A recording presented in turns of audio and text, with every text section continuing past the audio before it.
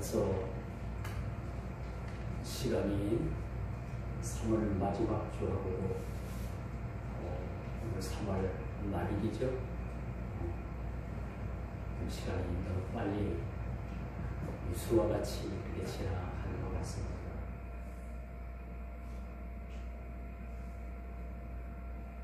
이런 우리가 시간들 속에서 하루하루의 삶을 산다는 그 자체가 우리에게는 너무나도 큰 의미가 있고,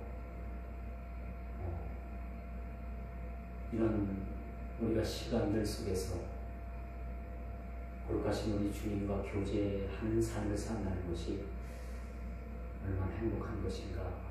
많은 세상 사람들을 만나보면 그 목적 없는 삶을 살아가는 사람들이 많이 있습니다.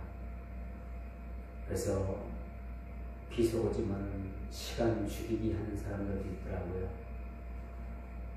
이 귀중한 시간에 그 누구도 사지 못할 이 귀중한 시간을 시간 죽이기에 그렇게 세월을 허비한다면 장차 하나님께서 주신 그 시간을 허비했다는 그런 책망을 듣지 않을까 생각을 합니다. 제가 가끔 여러분에게 말씀을 드리지만 여러분이 잊어먹었을 것 같아서 말씀을 드리지만 빠삐용이라는 영화를 여러분들이 보셨을 겁니다. 저는 중학교 1학년 때 학교에서 단체 영화를 봤어요. 지금은 학생들에게 그런 단체 영화가 있는지 모르겠지만 전에는 학교에서 수업을 배제하고 학교에서 영화관에 단체 영화를 나오는데 20원, 30원만 내면 그때 당시에 갔어요. 그래서 바비용이라는 영화를 제가 중학교 1학년 때인가 2학년 때인가 보고 큰 감명을 받았던 영화 중에 하나입니다. 바비용이 어느 날 그 감옥에서 꿈을 꾸는데 자기가 재판을 받아요. 근데 바비용은 계속 자신을 무죄라고 계속 주장을 합니다. 나는 이 감옥에 들어와야 될 이유도 없고 죄를 지은 적도 없고 너무 부당하다 하니까 이 재판장이 하는 말이 너의 죄는 한 가지다. 네가 지은 제목은 시간을 허비했다는 것이다 라는 그러한 판결을 내리게 됩니다. 그게 죄다. 바비용이 감옥에 들어와서 수감 생활하는 이유가 시간을 허비했다는 죄입니다. 그래서 끊임없이 감옥에서 이제 계속 탈출을 시도하잖아요. 탈출을 시도하다 또 잡히고 또 잡히고 나중에는 큰 높은 그런 해변에서 다이빙을 하잖아요. 다이빙을 해가지고 물속으로 탁 뛰어들죠. 그리고 마지막 장면이 바비용이 이제 물속을 뛰어들어서 막 헤엄을 치는데 상어 이렇게 위에 그 지느러미인가 그거에 상어가 이렇게 싹 떠다니잖아요. 바비용이 그것을 영원한 탈출을 했는지 상어밥이 됐는지 그것은 영화를 보는 이들로 하여금 판단하게 하고 영화는 끝이 납니다. 오늘 3월하고도 마지막 주간이자 말일입니다.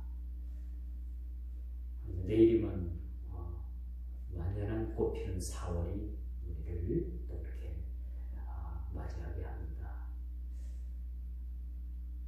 또 어떤 이들에게는 청혼의 부푼 꿈을 안고 또 직장 생활을 시작하는 우리 젊은 친구들도 있습니다.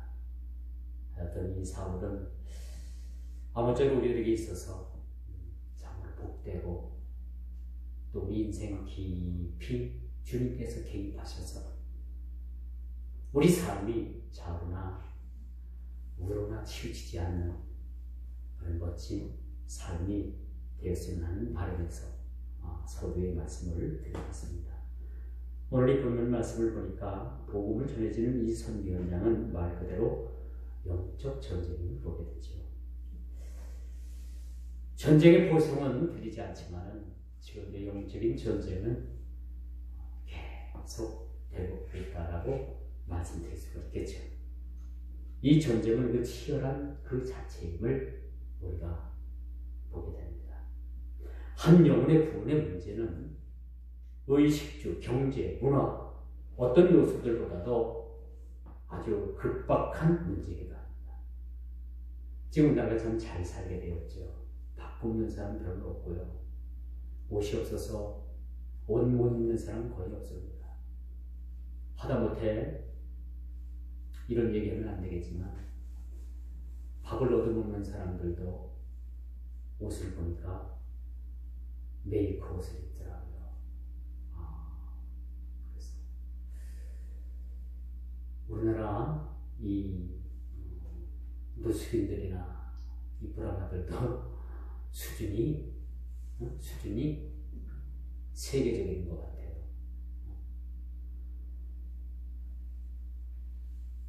비록 밥을 얻어먹고도 거치는 옷은 메이커입니다.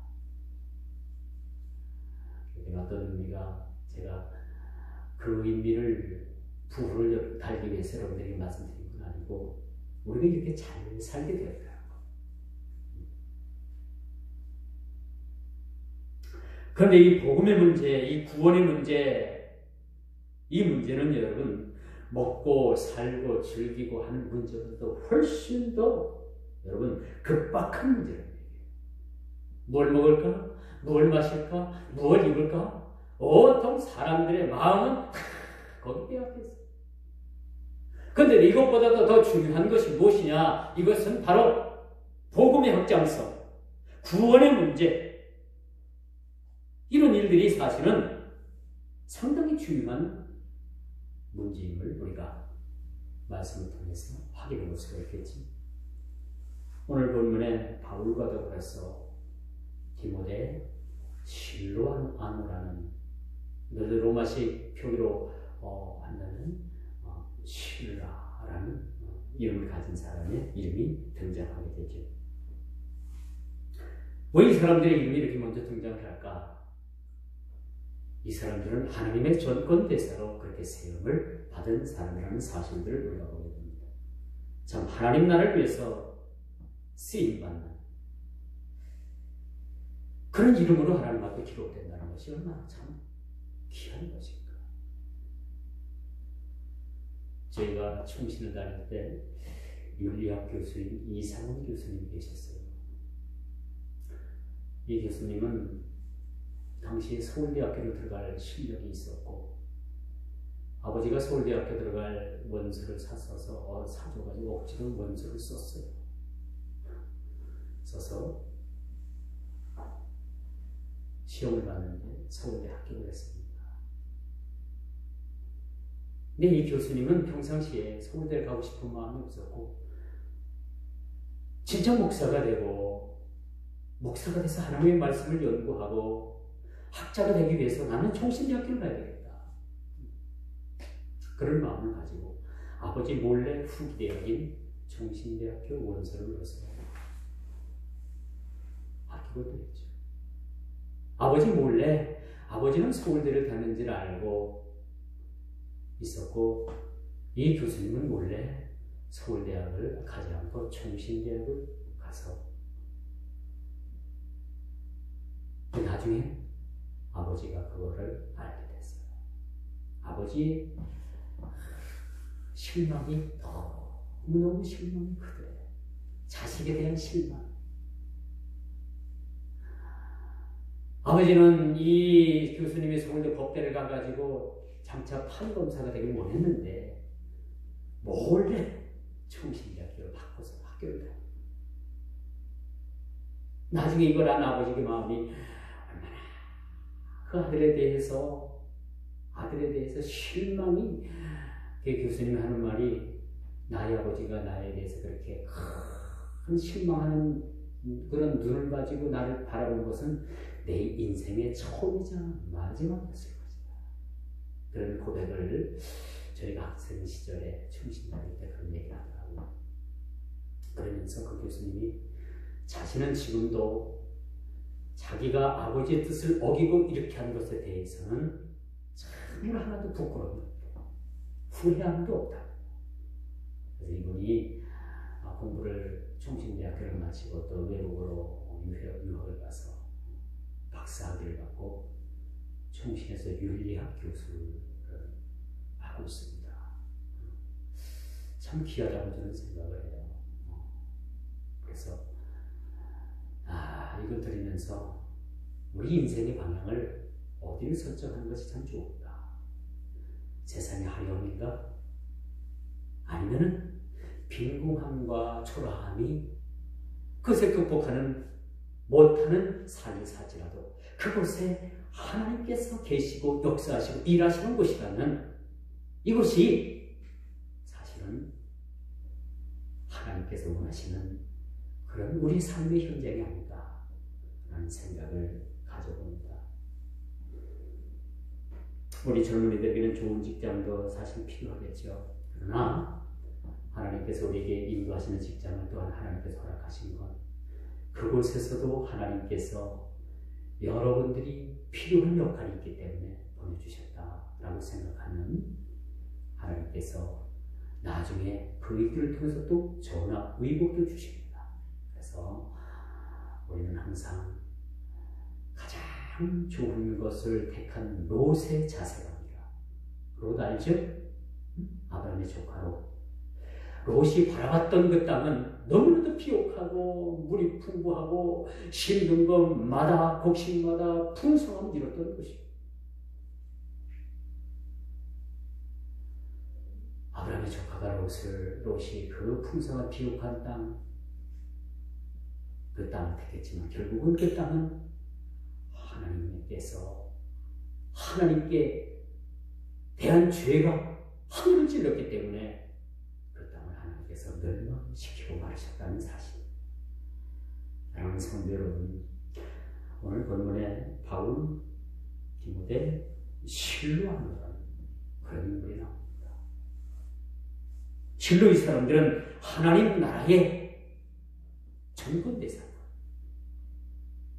우리를 하나님께서 부르셨습니다. 부르신 여러분의 하나님께서 기억하시는 여러분의 이름들도 하나님의 전권대상입니다. 어디를 가든지 여러분이 어느 위치에 처해 있든지 여러분은 하나님을 믿는 자녀답게 그곳에서 하나님의 놀라우신 일들을 감당하라고 여러분들을 보내주시는 것이죠.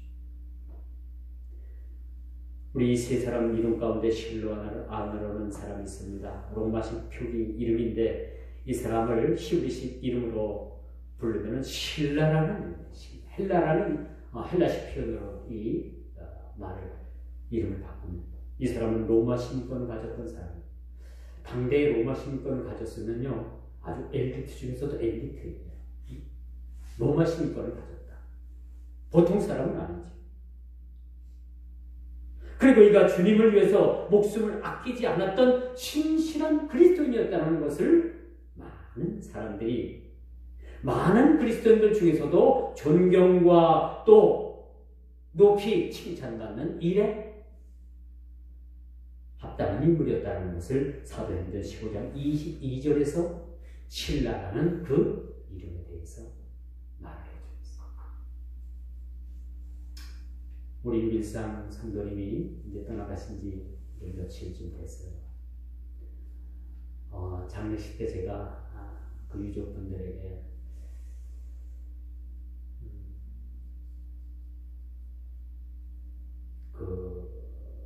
좀 아버지에 대한 양력, 이 고인에 대한 양력 이런 것들 조금 제가 좀 준비하라고 했더니 너무 바빠서 못했대요. 그래서 우리 기독교식은 그런 두 가지가 준비되면 이렇게 우리가 발인 예배 전에 이렇게 고인에 대한 양력, 이분이 언제 태어나셨고 어디서 자라셨고 또 유년 시절은 어떠했고 또 젊은 시절은 어떠했고 또 가정을 꾸리고 어떠했고 쭉 양력을 이렇게 유족들 중에서 나와가지고 이렇게 발표를 합니다. 발표를 하면서 이분이 참 행해졌던 일들 또 기억할 만한 일들 이런 것들을 많은 사람들 앞에서 이 마지막 간 고인의 양력을 소개하는 그런 일이 있습니다. 여러분들도 미리미리 써놓으세요. 미리미리 써놓으면 참 좋아요. 나중에 시간 없어서 못하는 일이 없도록 그렇게 했으면 좋겠다. 오늘 힐라라는 인물도 마찬가지입니다. 많은 그리스도인들 사이에서 그가 존경받는 인물이었고 참으로 모든 사람들로 이로 하여금 기억될 만한 이름을 가졌던 이름이었다는 것을 우리가 알게 되는 거죠. 오늘 본문을 보면서 우리 디모데 전서나 후서나 같은 내용이 같은 서두에 보면요, 이 사람들의 이름이 거론됩니다. 복음의 핵심인 말씀이 먼저 거론되는 것이 아니라 이 사람들의 이름이 먼저 거론되었다는 것은 특별한 의미가 있다는 것을 우리가 보게 되는 거죠. 하나님은 단연코 복음을 전하는 일에 있어서는 사람을 통해서 일을 한다는 거예요. 사람을 통해서. 천하보다도 귀한 것이 여러분 사람의 목숨 아닙니까? 사람을 통해서 하나님께서 일을 하시는 거예요. 우리가 지금 못나고 부족한 사람들을 하나님께서 세우시고 불러주셔서 우리를 하나님 자녀로 삼으셨을 뿐만 아니라 우리를 하나님의 전권 대사로 우리를 사용하고 계십니다. 저와 여러분 모두를 하나님 나라의 대사 대직을 허락하셨다. 이 땅에서 여러분 대사직도 대단한 거 아닙니까? 대사는 다른 나라에 파견하는 그런 사람이지만은 한 나라의 얼굴격입니다. 예를 들어서 일본이나 중국이나 미국으로 대사로 그렇게 나가서 일을 하게 된다면 그들은 우리나라 대한민국의 얼굴들이에요. 얼마나 귀합니까? 그런데 여러분 하나님 나라의 대사로 여러분들을 하나님 나라로 파송했다. 하나님 나라에서 여러분 이 세상에 여러분들을 파송했다고 생각하면 여러분 하나님의 전권 대사가 큽니까? 이 조그마한 땅덩어리의 대통령이 그렇게 지명한 대사가 큽니까? 여러분 제가 여러분들에게 여쭈거나 많아요. 하나님께서 파송한 대사가 얼마나 크다라는 것을 우리가 잘 알게 되는 것이죠. 이처럼 여러분 성경에 이름을 올리기까지 그들은 예수 그리스도의 충성된 일꾼들로 살았다는 것입니다. 이제 성경은 66권으로 멈췄습니다. 어떤 교단에선 사도행전 29장을 써가자라는 그런 주장들도 합니다만 일단은 성경은 66권으로 맞춰집니다. 그렇다면 오늘날 우리 충성된 여러분들의 이름들은 어디로 가는가? 하나님의 생명록은 물론이고 그 행위록에 여러분들의 이름이 올라갑니다. 행위록에 여러분들의 이름이 기록되게 되는 거죠. 이들은 그리스도의 십자가의 운명과 함께 시대적인 복음의 영적인 삶을 산 사람들이었습니다. 선한 신앙의 영향력을 끼칠 수 있는 것은 세계 역사 한 페이지를 바꾸는 것 이상으로 그 의미가, 그 이상적 가치가 크다고 볼 수가 있겠죠. 여러분들의 선한 신앙의 영향력을 세상에 끼칠 수 있다는 것. 이것은 세계 중심의 역사, 세계 역사를 바꿔놓는 한 페이지보다도 그 영향력이 더 대단한 것이라고 말씀드릴 수가 있는 겁니다. 영국의 대형박물관에 전시가 된 로마서 사본이 있습니다. 이 사본이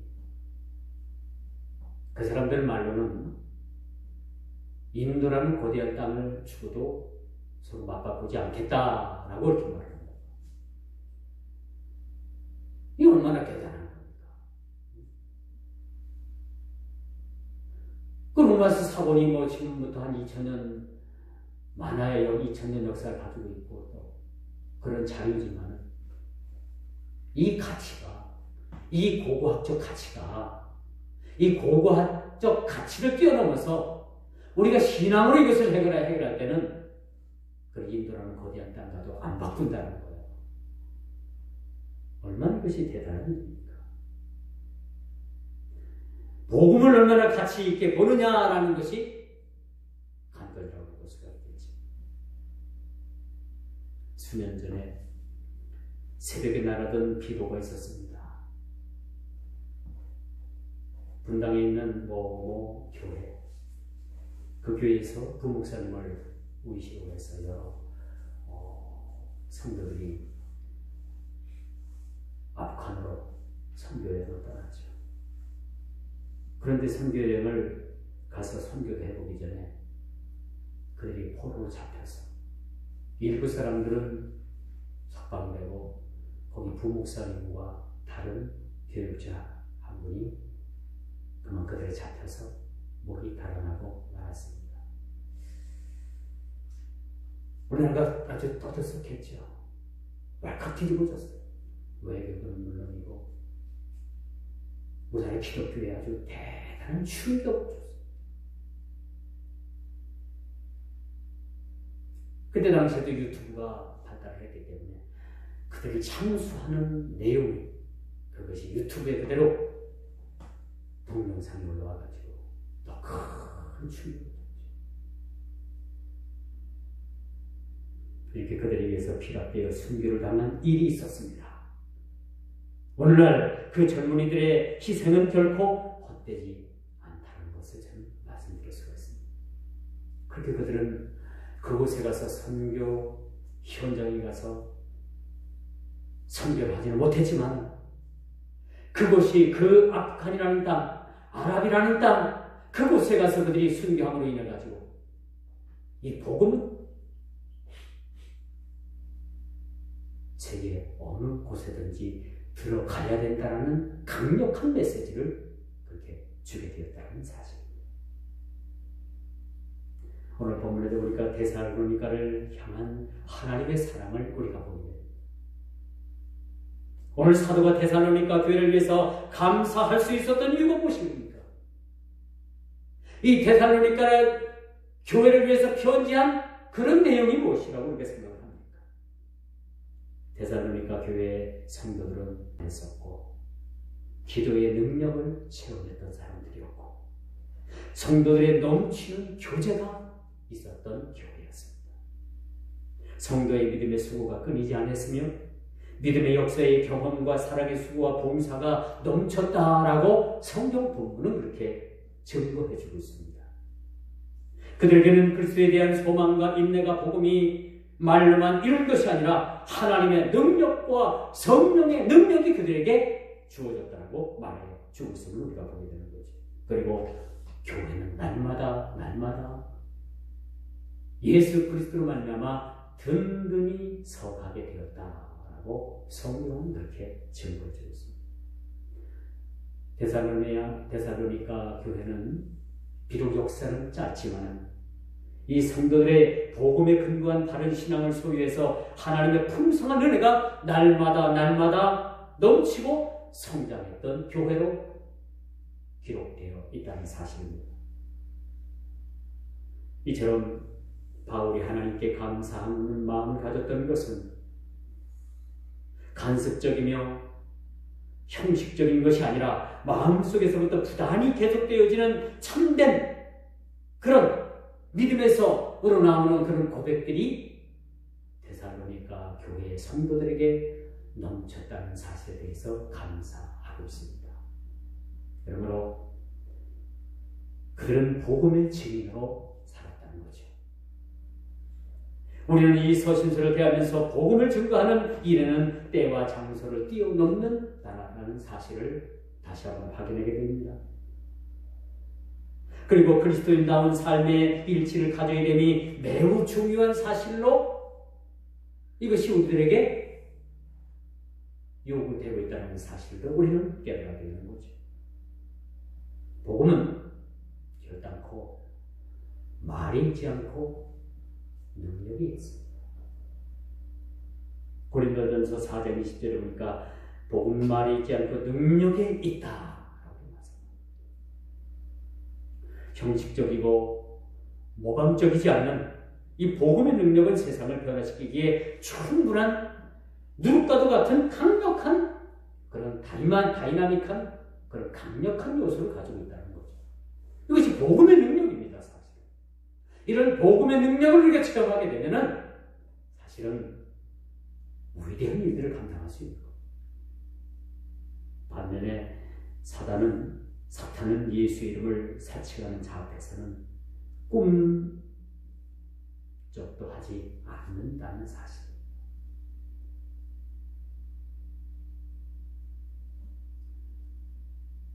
말세에 고통하는 때가 이르려니 사람들은 자기를 자긍하며 자기를 사랑하며 자기 사랑하기를 하나님 사랑하는 것보다 더하고 경건의 능력은 있어 보이나 경건의 능력을 부인하는 자니 너희는 이 같은 자들에게도 돌아서라라고 이렇게 말합니다. 오늘은 겉껍데적이 겉껍질만 가지고 있는 우리 크리스찬들이 얼마나 많은지 모릅니다. 겉껍질만 가지고. 사도행전 19장 14절에 보니까 아주 무슨 얘기가 나와요. 사도들이 주의 일들의 능력을 행하고 막 병을 고치고 막 수많은 사람들이 예수를 믿으니까 거기 스게와와 7 아들이 있었는데 이들도 귀신을 쫓아내는 흉내를 내다가 그만 귀신 들린 그런 사람이 이 사람들을 달려들어서 옷을 벗기고 매를 치고 핥히고 뜯어가지고 이 스게와와 7 아들들이 거룩한 날 살려라 하고 도망을 치는 사건이 있었어요.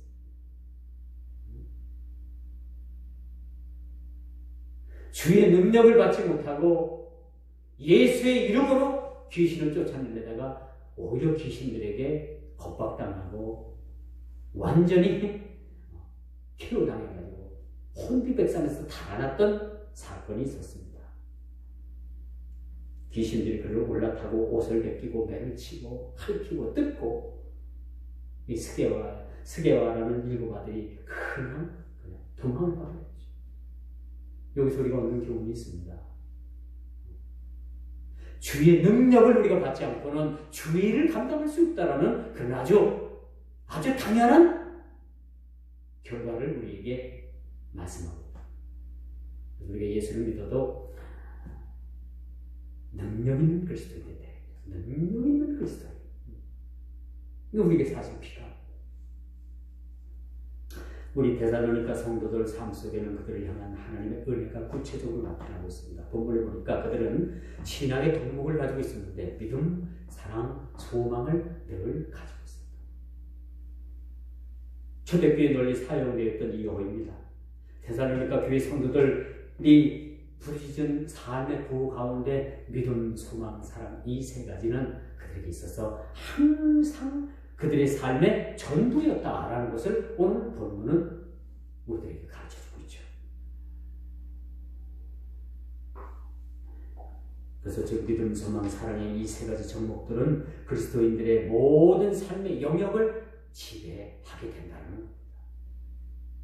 이제 복음의 증인으로서 위대한 선교적 사명을 저와 여러분들에게 주셨습니다. 바울, 디모데, 실로아는 이 사람들에게만 주어진 것이 아니라 오늘을 사는 우리 믿음의 백성들에게도 똑같은 하나님의 그런 선교적 사명, 복음 전도의 사명, 믿음, 소망, 사랑 이 덕목적인 삶을 살기면 우리의 모두에게 이런 사명을 주셨다. 여러분 기능적으로 볼 때 사람의 눈은 좋은 표현은 아닙니다. 그래서 우리가 안경도 쓰지 않습니다. 근데 여러분 새들 보세요. 새 눈이 얼마큼 생겼는지 아세요? 콩 중에서도 걔 제일 작은 건 무슨 콩이에요? 지눈박이 콩? 몰라요. 너무 작잖아요. 그런데 여러분 새 눈을 보세요. 새 눈이 커요, 안 커요? 아유, 진짜 너무 작아. 그런데도 새들은요, 높이 날아가지고 그 땅 아래에 있는 먹이들을 아주 정확하게 본답니다. 사람은 이 새에 비해서는 시력이 너무너무 안 좋은 것 같아요. 여러분 독수리를 보세요. 높은 창공을 올라가가지고 그 독수리 눈으로 땅에 기어다니는 개미까지도 보인다고 하니까 얼마나 그 눈이 좋은가. 근데 사람은 너무너무 그 짐승들에 비하면 너무너무 우리가 하찮은 것 같아요. 그러나 여러분 이걸 알아야 됩니다. 새들에게 주어지지 않은 시력은 우리에게 주어지지는 않았지만 하나님께서 우리에게 무슨 시력을 주십니까? 영으로 볼 수 있는 시력을 주십니다. 영으로 볼 수 있는 시력. 짐승들에게는 전혀 이 영적인 시력을 주지 않았습니다. 단지 예수 그리스도 하나님의 사람들에게는 영적인 시력을 주십니다. 이 시력의 눈을 가지고 우리가 세상을 바라보고 신앙생활 우리가 정진하게 되는 거죠. 세상을 그러므로 말미암아 육감으로 사는 것이 아니라 영적 감각을 가지고 영적인 사람답게 우리가 세상을 살아가는 거예요. 육감이라는 게 있죠. 더 이상 여러분들 육감을 신뢰하지 마세요. 어떤 사람은 육감적인 그런 촉이 좋아가지고 뭐 조금 남들보다 이상한 얘기 하는데 우리 뭐 육감 그렇게 안 좋아도 괜찮아요. 육감보다도 영감이 촉수가 좋아야 돼요. 육으로 만져지는 것은요, 여러분, 한계가 있는 거예요. 영적인 감각과 지식을 통해서 우리가 영감으로, 영적 감각으로 우리가 세상을 살아가야 되는 거죠. 그런데 여러분, 교회 안에서도 육땡이들이 많아요. 육적 감각이 다한 줄 알고 육감적으로 사는 사람들이 많다라는 겁니다. 부수기주예요. 부수기집니다. 영적인 안목을 가지고 살아요. 믿음의 눈으로 용기 있게 현실을 극복하는 것이 찬란한 비전을 가지고 앞날을 준비하는 것도 영적인 안목으로 우리가 살아가는 방법의 하나라는 거죠. 현실적인 것 이상의 가치관과 더 나은 삶을 도전하며 팔로워적인 삶을 우리가 살아요. 내가 남을 따르는 것이 아니라 남이 나를 따르는 그런 팔로워적인 그런 삶이 우리에게 필요하다.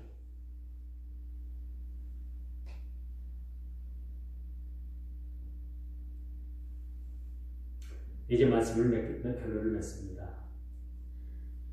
간음을 하다 현장에 잡혀온 여인을 정죄하는 분들이 떠나가고 예수님은 이 여인을 1대1로 만나주셨습니다. 이처럼 복음의 현장에는 죽음에서 생명으로 옮겨지는 일들이 많이 발생합니다. 이 여인이 예수님을 만나지 않았다면 이 여인은 그만 돌에 맞아 죽을 운명에 처했던 사람입니다. 이렇게 돌에 맞아 죽을 인생도 예수를 만나면 죽음에서 생명으로 옮겨지는 사실을 믿으시기 바랍니다. 이게 복음 현장의 역사입니다. 오늘 데살로니가 전서를 시작하면서 우리가 처한 현실을 극복함과 더불어 믿음의 선조들의 삶을 조명해 봄으로써 힘을 얻게 됩니다. 그것이 오늘 데살로니가 전서의 첫 시간의 목적이기도 합니다. 마틴 루터가 사람을 바라보지 않고 하나님을 바라봤을 때 그 당시에 로마의 교황도 벌벌 떨었다가 마틴 루터 말합니다. 비텐베르크 성당의 99에 반박문을 내잖아요. 로만 카톨릭 써봤다. 이거 고쳐라. 그렇게 강대하게 그 성당의 벽에 문에 그 요구사항을 걸 수 있었다는 것은 그가 하나님의 사람으로 살았기 때문입니다. 조나단 에드워드가 하나님을 바라봤을 때 미국의 대각성운동이 일어났습니다. 조지 휘트필드가 하나님의 말씀에 집중했을 때 강단에 큰 역사가 일어났습니다. 조지 뮬러 목사님은 일평생 5만 번의 기도에 응답을 받았다고 합니다. 이렇게 하나님께 소망을 두고 기도하면 죽는 것 같아도 살게 됩니다. 죽는 것 같아도 살아나는 것이 기도의 능력입니다. 하나님을 외면하고 육적인 즐거움만 취하다가 보면 사는 것 같아도 반드시 죽는다는 사실들을 우리가 기억해야 합니다. 어느 날 마틴 루터가 빵을 한 조각 먹고 있었어요. 여러분들이 참 공감할 수도 있는 거예요. 빵을 먹고 있는데 어느 지나가던 개가 마틴 루터가 먹고 있는 빵을 주시해서 가만히 앉아가지고 마틴 루터가 먹는 빵을 계속 주시합니다. 그러니까 이 마틴 루터가 이 빵을 먹을 수가 있었죠. 그래서 한 조각 뚝 떼어가지고 이 개에게 주었대요. 그런데 이렇게 하고 났는데 자기 머리를 땅 하고 때리고 지나가는 생각이 있었다. 그게 뭐냐? 자기 자신을 하나님을 믿느라고 하면서도 이처럼 하찮은 이름 없는 개가 자기에게 빵을 달라고 계속해서 자기 눈을 맞추고서 끝까지 이 개가 빵을 향해서 주시하고 있었던 이 개의 눈을 보면서 맞아, 나는 개의 눈만도 못해. 내가 지금 하나님을 믿느라고 하면서도 하나님을 주시하지 못하고 하나님을 이처럼 개만도 못하게 바라보지 못하고 나는 진짜 개만지 못해. 거기서 자기 자신이 깨졌다고 합니다. 내가 여기까지 하나님을 바라보지 못하고 입을 뒤집어 쓰고 벌벌벌벌 로마 교황청이 무서워가지고 벌벌벌벌 떨고 있을 때 수녀되었다가 자기 부인이 되었던 그 부인이 들어와가지고 루터 앞에서 대성통곡을 합니다. 하나님이 죽었답니다. 하나님이 죽었대요. 하나님이 죽었대요. 하나님 죽을 수 있어요? 이론적으로 불가능해요. 근데 하나님이 죽었다고 자기 부인이 막 땅바닥을 치면서 마틴 루터 앞에서 대성통곡을 했어요. 마틴 루터가 그 이불을 걷어치고 뻘떡 일어나가지고 아니 여보 하나님이 죽다니 그럴 수가 어디 있어? 아니요, 하나님이 죽었대. 그럴 리가 있겠어. 그러니까 이 부인이 마틴 루터에게 당신 하는 꼴을 보니까 하나님이 죽었지 않습니까? 당신이 뭐가 들어와가지고 이불을 뒤집어 쓰고 이렇게 벌벌 떨고 있습니까? 나가서 전하십시오. 그래서 비텐베르크 성당의 99개 방망이를 붙여서 위대한 종교개혁을 이뤘다는 사실. 여러분 이런 일화를 알고 계십니까?